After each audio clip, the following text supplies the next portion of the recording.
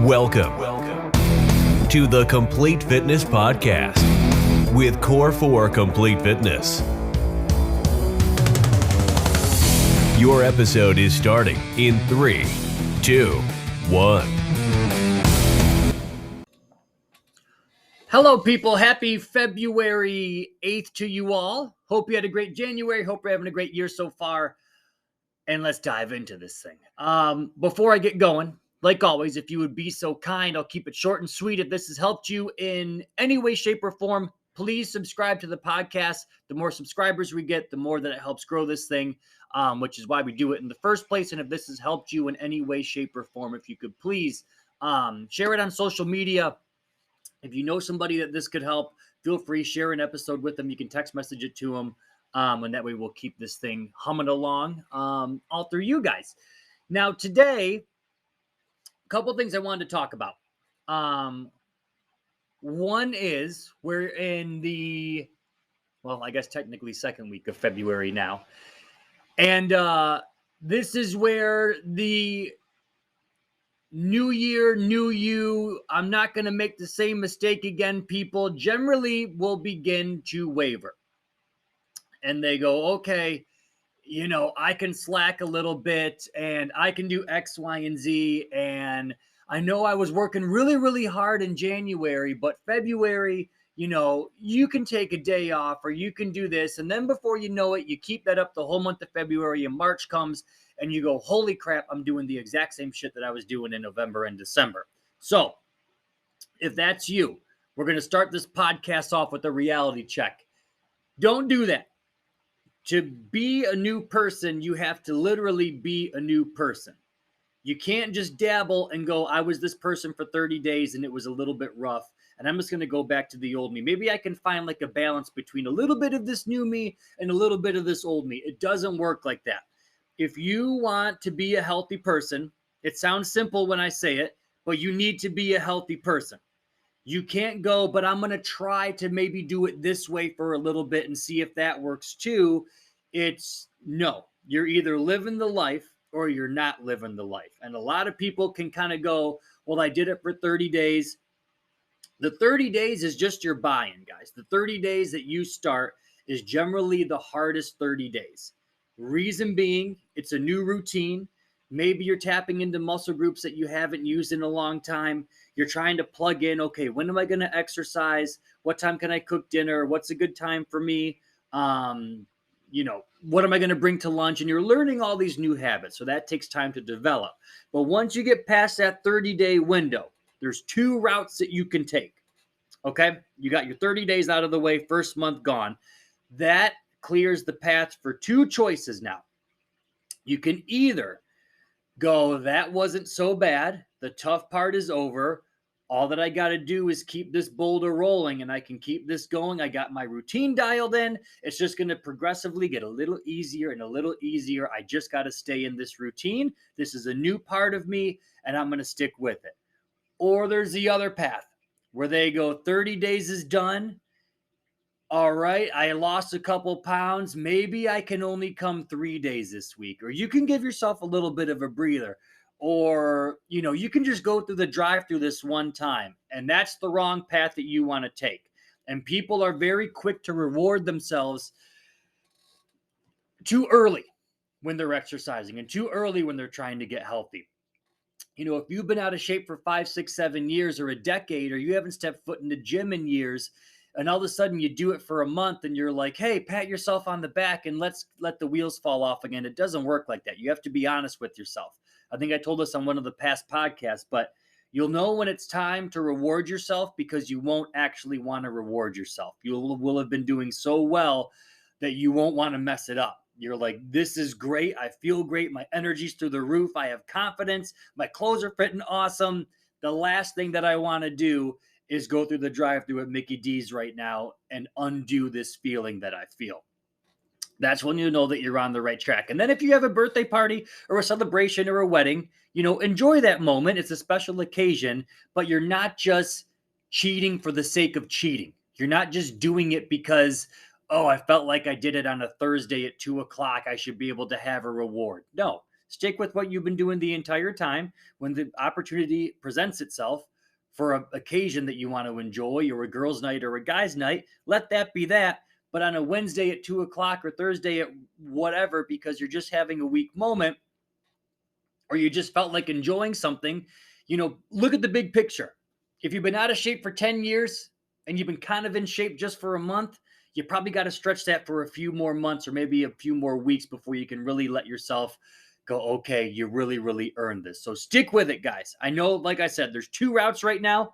It's either the tough part's done, and I know that, and I'm going to keep on going because I got through all that really bad muscle soreness when you start. I didn't like the feeling, and that first month is always a reality check to us where we go, holy shit, I didn't know how far gone I was until I started doing this again. A lot of us think of ourselves as the past versions of us.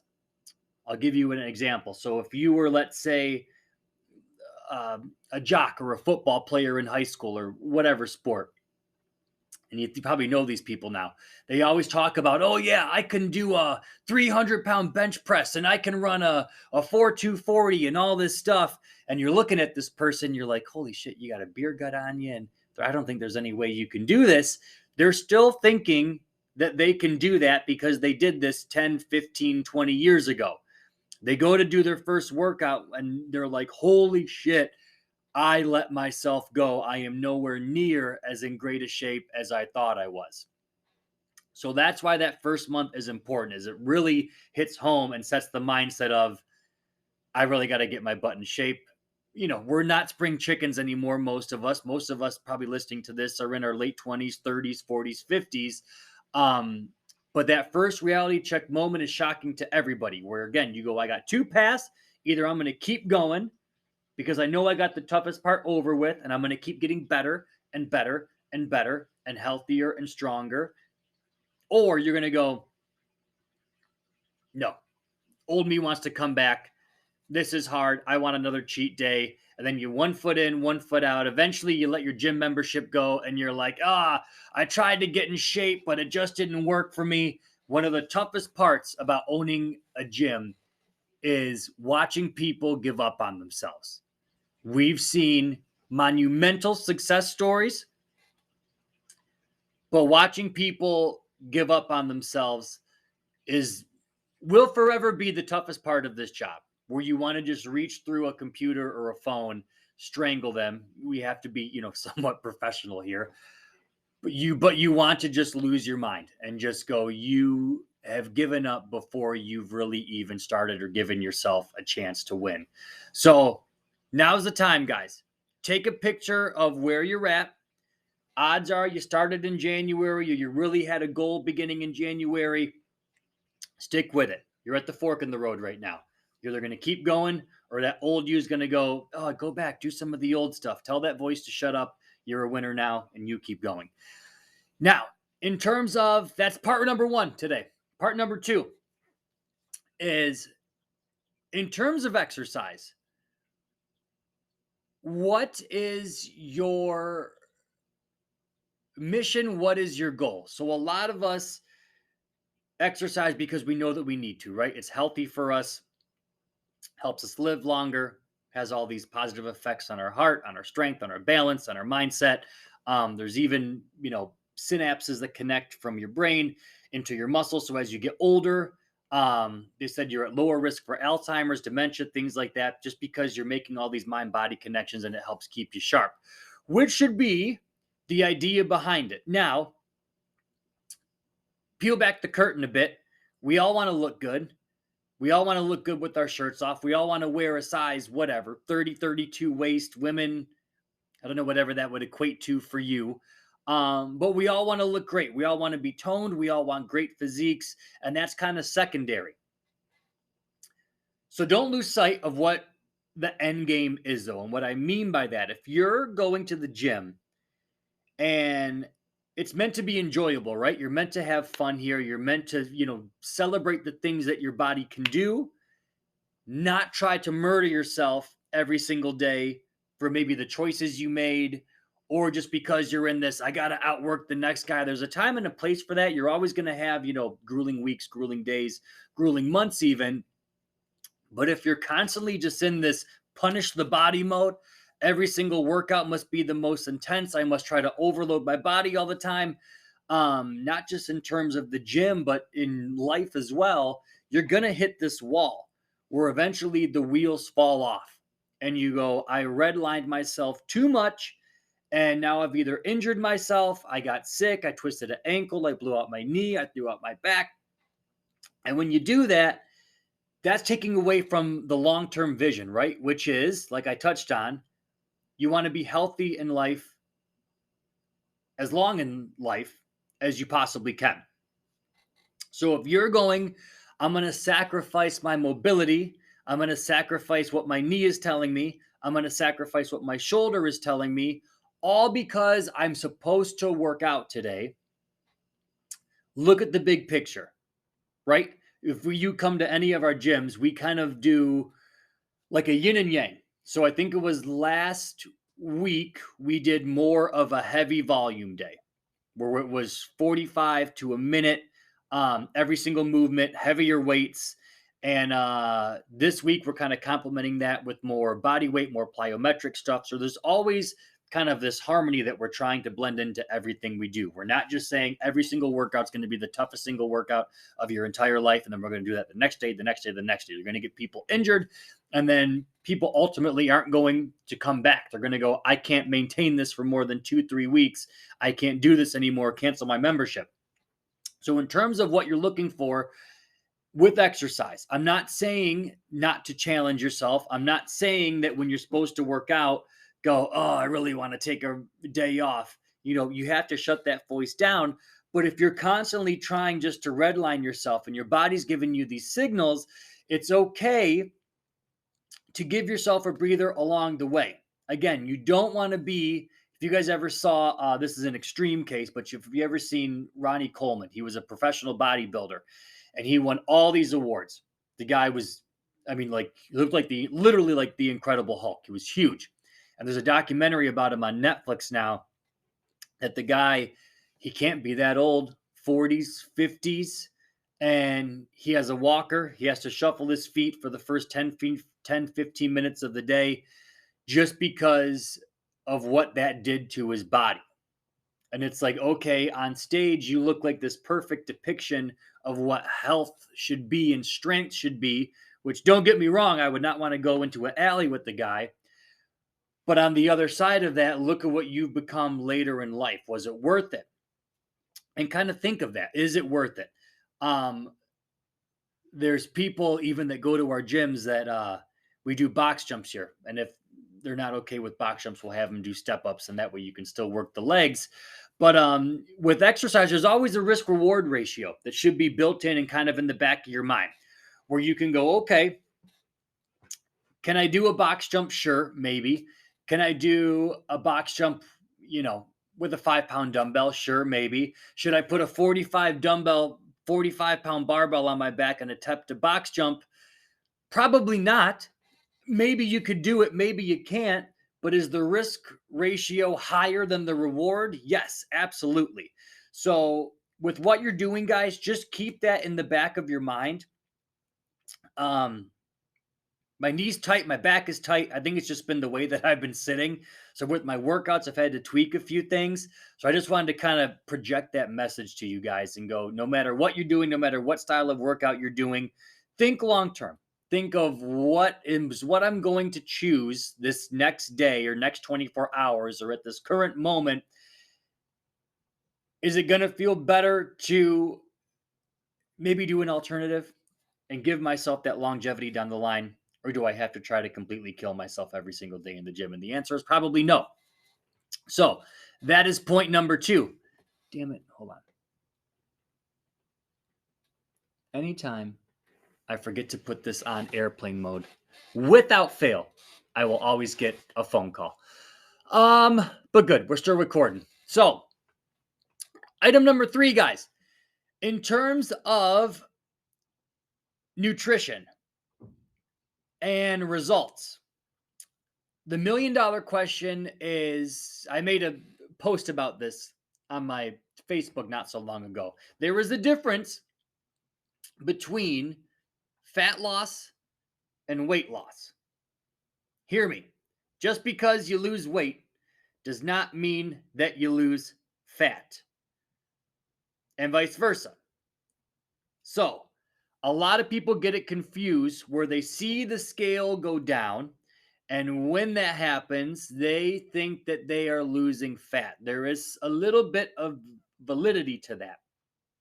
However, we can get you to eat nothing but chicken and celery every single day and you will lose weight and maybe a little bit of fat. But in terms of what your goal should be as humans, as individuals, we want to be strong. We want to be competent. We want to be able to crawl in the attic. We want to be able to go reach in gutters. We want to be able to chase our kids. We want to be able to just move freely.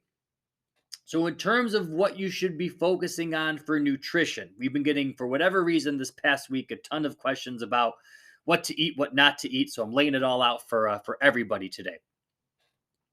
If you just want to lose weight, you can starve yourself and you will lose weight. You don't need a coach. You don't need a personal trainer. You don't need a nutritionist to tell you that. You can, eat nothing but bread and, like I said, chicken and celery every single day, and you'll watch the pounds come off. Doesn't mean that you're going to be losing a lot of fat. Generally speaking, what happens when you do that, since muscle is more dense than fat, your body is an efficient machine. And when it goes, well, this muscle tissue is technically more dense than fat, so I'm going to start pulling away some of the muscle tissue, and we can keep some of the body fat on there. And that way the scale will go down. We'll become a more efficient individual.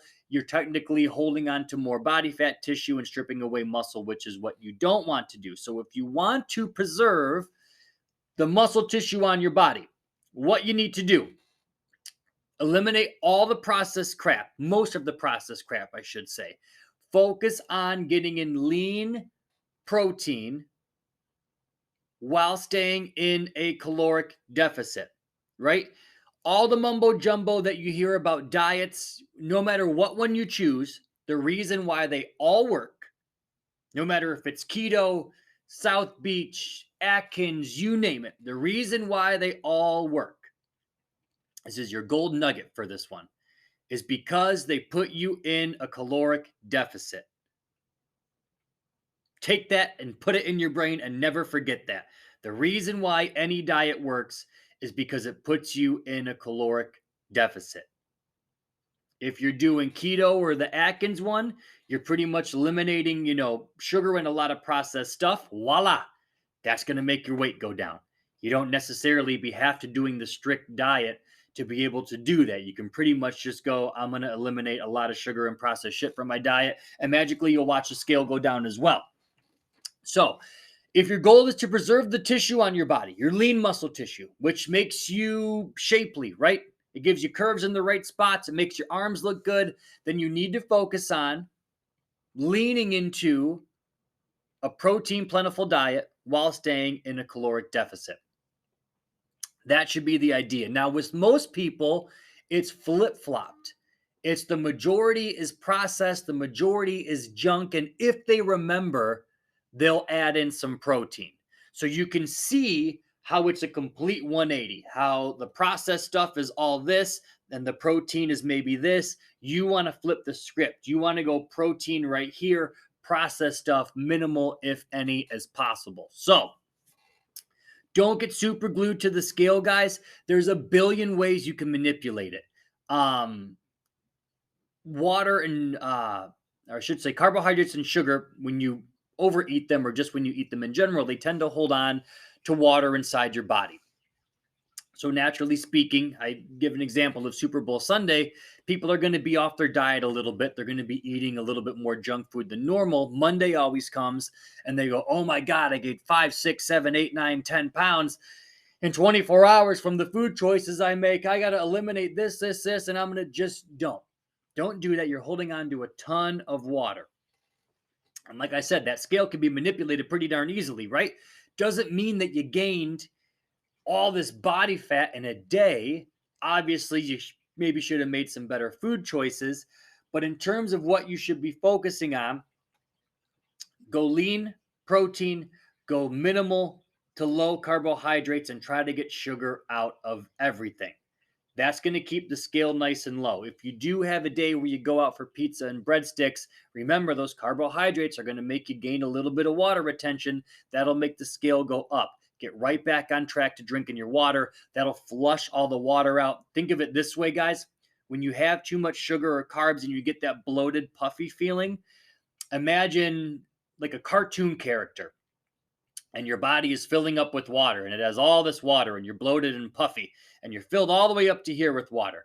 You got to drink water to get rid of that water retention. So a lot of people, when they're bloated and puffy, they're like, I don't want to drink any water because I don't want my belly to get full.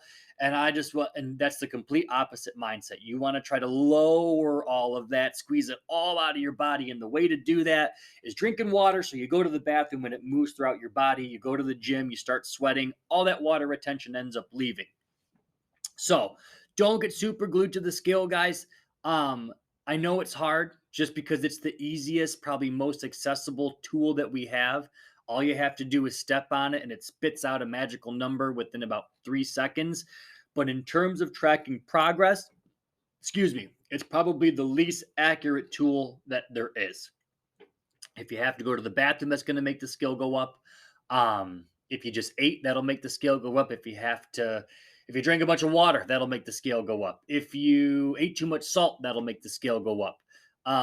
If you're off your diet or it's that time of the month for the ladies, that'll make the scale go up. And none of that means that you gained any fat. So again, there's a difference between gaining weight and losing weight and gaining fat and losing fat. Everybody's goal or everybody's mindset should be, I want to become as efficient as I can in losing and burning fat, not necessarily losing weight. The weight that'll happen as a byproduct of the fat loss, right? But don't get so glued to the scale. A lot of these rip open cleanses and things like that, the first, day or two, they'll just get you to literally just piss your brains out. So you lose all this water retention. And then people go on the scale and go, oh my God, it's working. You didn't do anything. All that water retention just left. You probably didn't lose a single morsel or ounce of body fat. It's just all that water and that fluid finally leaving your body. And then the body fat stuff will come. But they kind of give you this false positive to start off. So they go, oh, this is great. This is the miracle cure. It doesn't work like that. So focus again, guys. Body fat, measure your inches. I get it. The scale, like I said, is quick and easy. But there's kind of 3 tools that I recommend people to use when they're tracking their results. One is the scale, just to kind of keep you grounded. I kind of have this 5-pound bubble that I can kind of always feel myself in. And as long as I'm in my 5-pound swing, I know, okay, I got to dial it back down a little bit, maybe after a fun weekend, or I have a little bit of wiggle room if I've been doing really, really good, if you want to go out to dinner or something. But I always have my little 5-pound swing just to keep me honest on the scale. The other one, inches and your clothes. Clothes are the biggest one for people. Reason being, you pretty much know what you wear, right? You know how things fit on you. If all of a sudden you're wearing a hoodie and it's like skin tight like this, and you're like, what the hell is going on? Let that be the deciding factor. To be honest, I could give a damn what I weigh on the scale just as long as my clothes fit well and I feel confident in them. I don't care if the scale says that I'm 195, 200, or 205. As long as I can wear the same stuff, I feel confident in them and they're not sticking to me. Or like you sit down and you have that like chub ring that pops up out of nowhere. I don't want that. So let your clothes be the test, your inches be the test, and the scale. If you can combine those 3 together, that'll kind of keep you honest and always keep you grounded. So I know today's podcast was a little bit all over the place, guys, but usually we give you a topic and we go all in. Today I wanted to give you 3 of them, a little mini series today. So that's it. Jesus, we almost got 30 minutes down. That one went by fast today. But that's all, guys. What else? Core4supplements.com. If you need anything at all, head to there. And if you're a podcast listener, if you type in podcast when you check out, you'll save 10% off your whole order. And best part is if you spend over $100, you get free shipping on all of it. So if you want to save on the free shipping and use the 10% code, you can even ball those together and get yourself a nice little present in the mail. But I believe that is all, people. Until next time, behave yourselves, be good. Hopefully that helped you guys out today. And I believe Mr. Evan will be coming at you all next week. Love you guys, and I'll see you all in here soon.